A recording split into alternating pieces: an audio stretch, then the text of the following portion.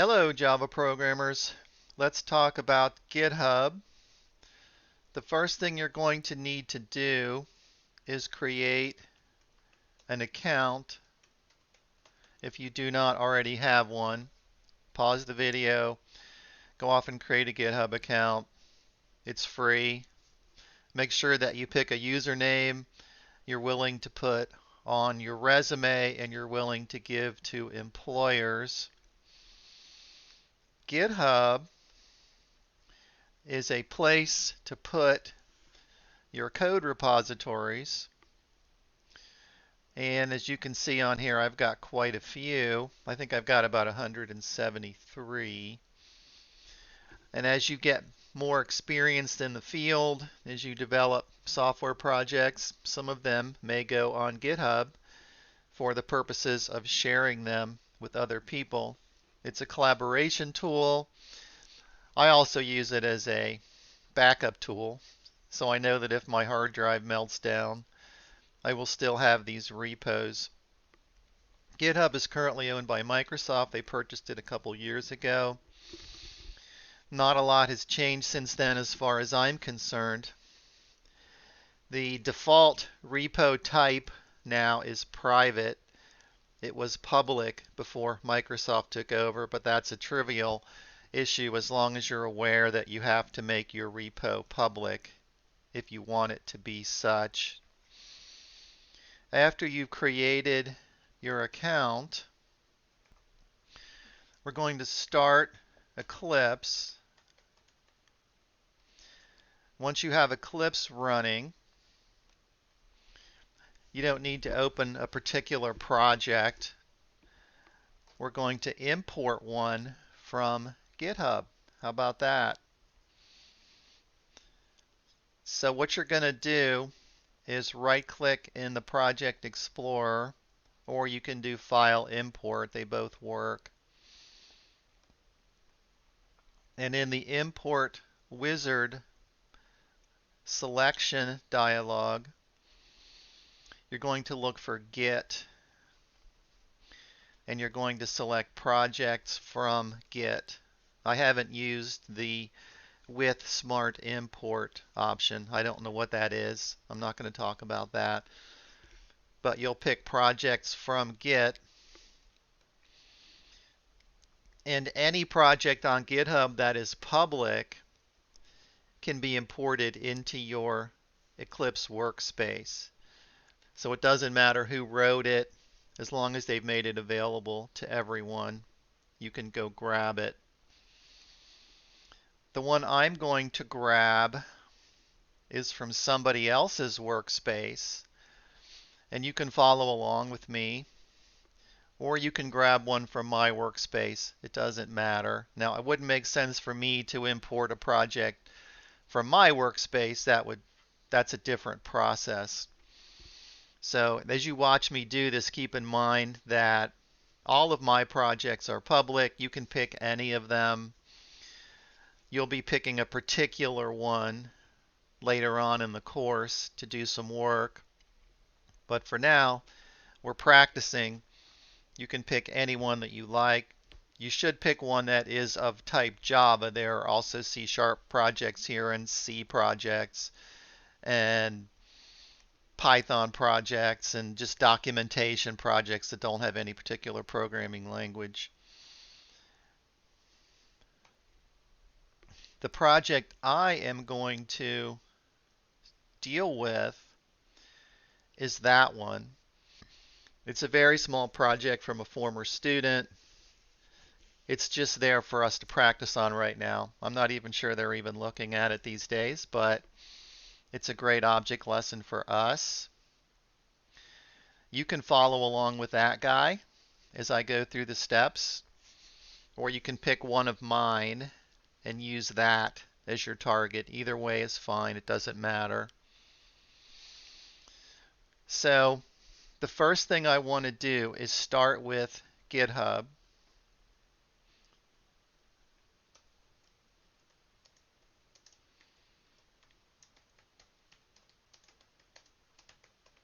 I'm sorry, it's not a clone, it's a fork. I'm going to fork the project that I provided for you in my notes there. You can type in that URL if you like. And when you type in that URL, browse to it, it takes you to that project. You are still logged in as yourself. Be very careful that you are logged in. I'll add that back to my notes here. Create an account and log in if that's unclear.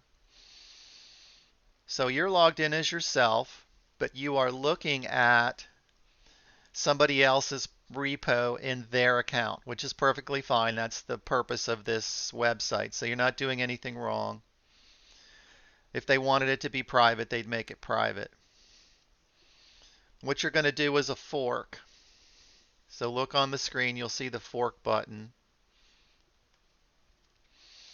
And then I have multiple accounts, therefore it asks me where to put this fork. You shouldn't get this. If you do, just pick the right account, pick you. Forking just takes a moment. You can go get a cup of coffee. When you're back, you should notice that now you are in your account and you have a copy or a fork of that project. You have everything in that project and it's in your account. It is a repo in your account. If you make changes to it, it will not affect the original that you forked. So you have everything there. You can look at all the code. You can import it into Eclipse, which we're about to do. And then if you like, you can ask the original owner of that project to incorporate your changes into their copy of the project. And that's called a pull request.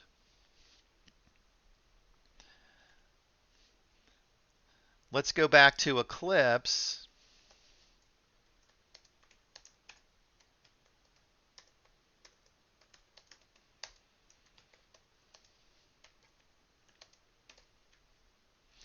And we're going to clone the copy that you forked.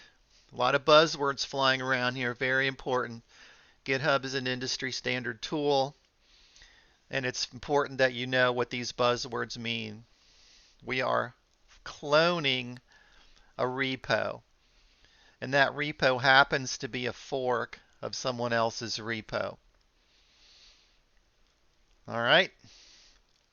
Remember, you could just as easily have cloned a repo from my account because all mine are public, or you could go to anybody's account on GitHub and you could find something that's interesting to you and you could clone it. Now the clone goes to your local file system. In other words, you're making another copy of this repo. Once the clone is finished, there'll be 3 copies. The original, the one you forked into your account, and now this third one. There's copies flying all over the place. Let's go back to Eclipse. Oh, make sure that you get a copy of the URL just to save yourself some typing. Not the URL to the original owner's account. Remember, you're back in your account again. Make that copy.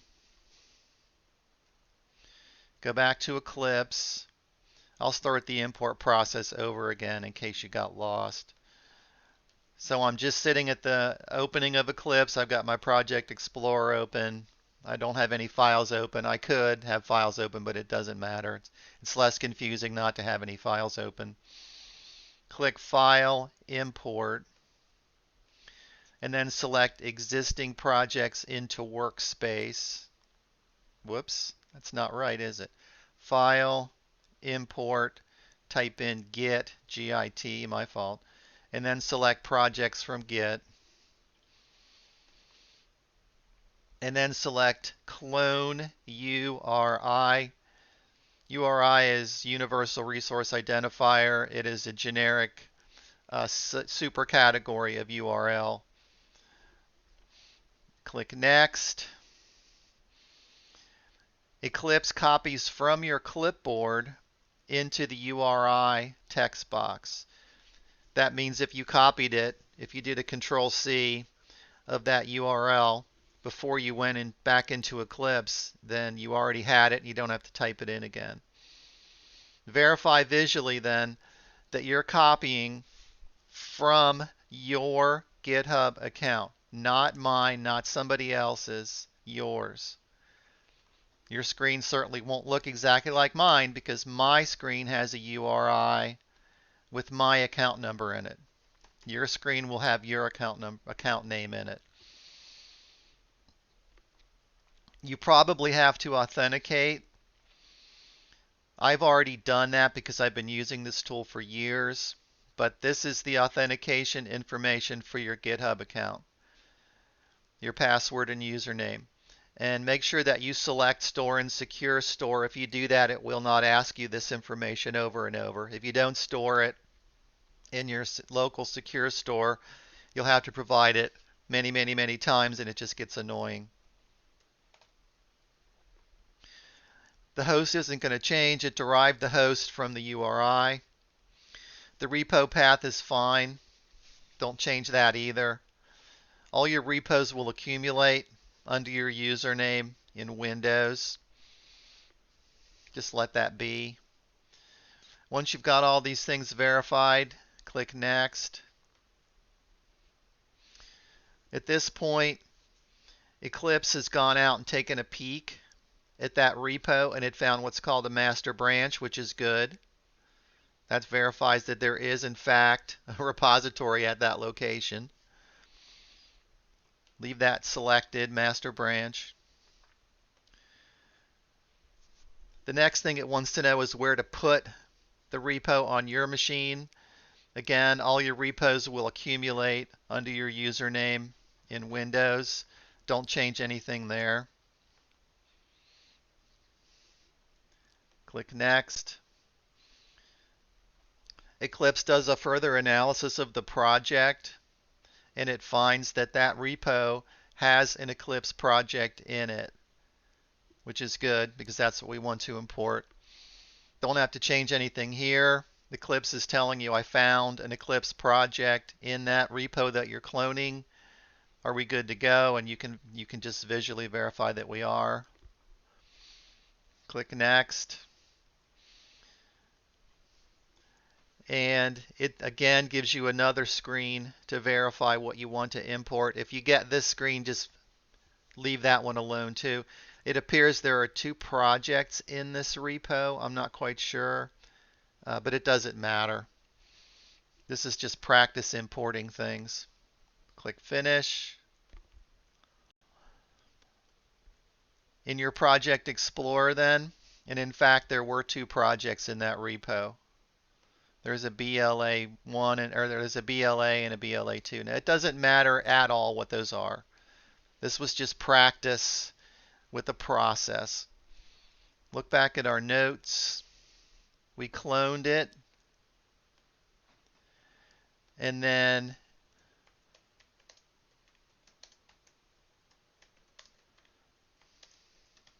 once it's loaded into Eclipse, we're going to make a small change to the source code. Doesn't matter what it is. We're just going to go through the process of updating the repo in our GitHub account. And I'm just going to pick the first project, BLA. There's some source code in there. I'll just go into the main. I will add a comment at the top. Again, this is just for the sake of making a change. This doesn't matter what we're doing. I will say edited by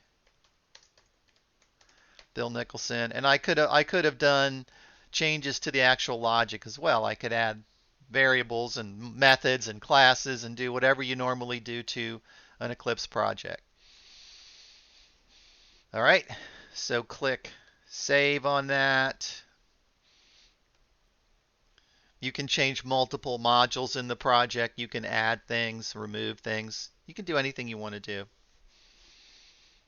Now it's time to send our changes back up to the repo in your GitHub account.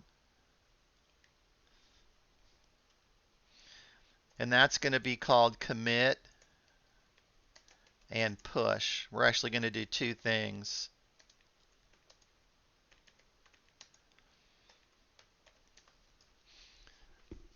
And it's going to examine what you did to that project and then decide what updates need to be made.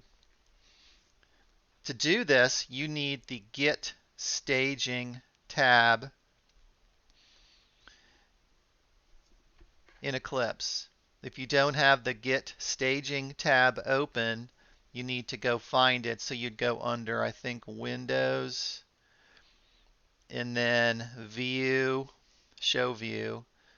If you don't see it in that list, go to Other, and you'll find it in there. You want the Git Staging tab. Now mine was already there, and I suspect yours was already there as well, because this is a GitHub repo that you're dealing with, but if it wasn't, you'll have to go find it. Now in the Git Staging tab, there's a lot of useful and helpful information. Eclipse has realized that you made a change to main.java. So it shows that in the window called Unstaged Changes. The change has been saved to your computer, it's just not in the repo yet. Now, I want it to be in the repo. I want the changes that I made to be updated into that repo that we're working so hard on. So I'll click this double plus button, and that moves the unstaged changes into the staged changes. And then you have to provide a commit message. It won't let you proceed without a commit message.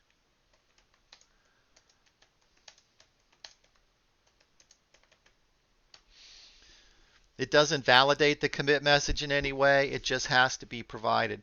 And this is to get you into the habit of documenting your work, because remember, the messages that you put here and the changes that you make here are going to go to a repo that is shared with who knows how many people. So it's important to leave that trail of breadcrumbs. That allows other people to look at your commit message and know what you did to that repo. What was necessary to be changed? Why did you go to all this trouble? Once you've done that, in the lower right of that Git Staging tab, there is a commit and push button. You'll click that, and it will take a moment. You'll get a confirmation message that says, I can do this. Click close, and you're done. That did two things.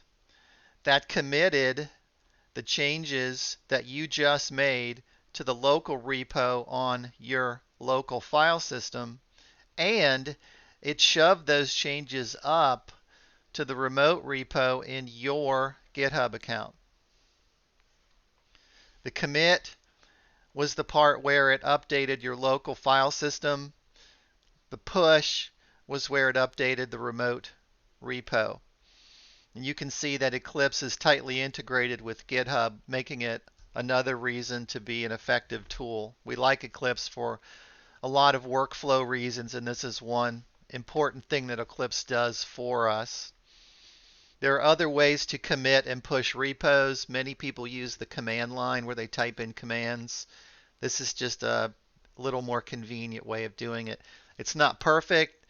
If you mess up the workflow in certain ways, you can cause yourself all kinds of grief and have to revert to a lot of fixes and Google searches and long sleepless nights trying to update repos and get them synchronized again. But if you do everything the right way, as I just described, it's pretty seamless. Let's go back to GitHub again and see the result of all our hard work. Let me emphasize again, now you are in your GitHub account, not mine, not anybody else's. If you refresh this screen, you should see your change. And I do see mine. There's the change message, the commit message that I entered a few minutes ago. I can see visual verification that everything I did has now been pushed to my remote repo.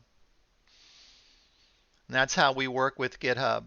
That's the general basic flow of doing things. There are other tools provided by GitHub like managing projects and a concept called continuous integration, but this is enough to get you off the ground.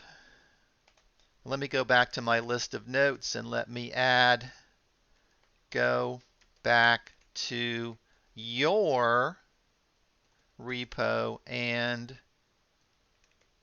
verify that your changes to the project were pushed to your GitHub repo. And I did that by refreshing the screen. It's not a dynamic web page.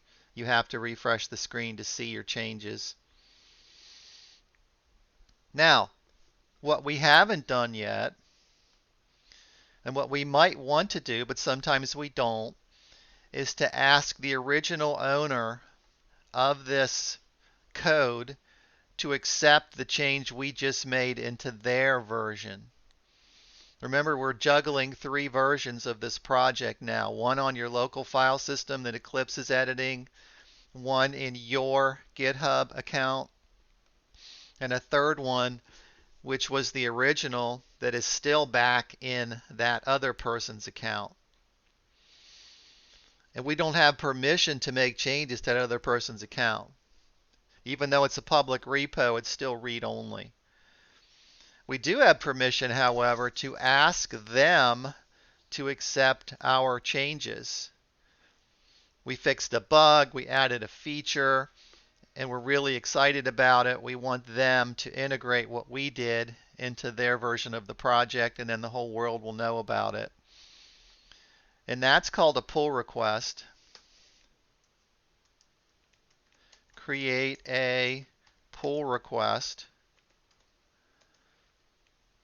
on the forked repo. And that tells GitHub to send a message to the owner of that original repo asking them to integrate your changes into their code. It is a request. It can be denied. They may not know you. They may not trust you. They may not be accepting any changes right now. Maybe the changes you made are bad. Maybe they do a comparison of your version and the original version and they say, oh, this person actually introduced more bugs than they solved, and I'm going to deny that pull request. Sometimes that happens. But the pull request is easily created, and then it sits in a queue until the owner of that original repo logs on and processes it manually. So it's not continuous integration. You don't have permission to integrate your code into their version, but you have permission to ask them to consider integrating your code. I hope that was helpful. Good luck. I want you to practice this. You can take anything you want out of my GitHub account. You can clone it to your desktop. You can make changes to it. You can do a commit and push. And then you could also go in and create a pull request. I may deny it. I may delete it. But you'll get a handle on the process and how it works, and you'll understand some of the basic workflow that we do in production code. Thank you very much.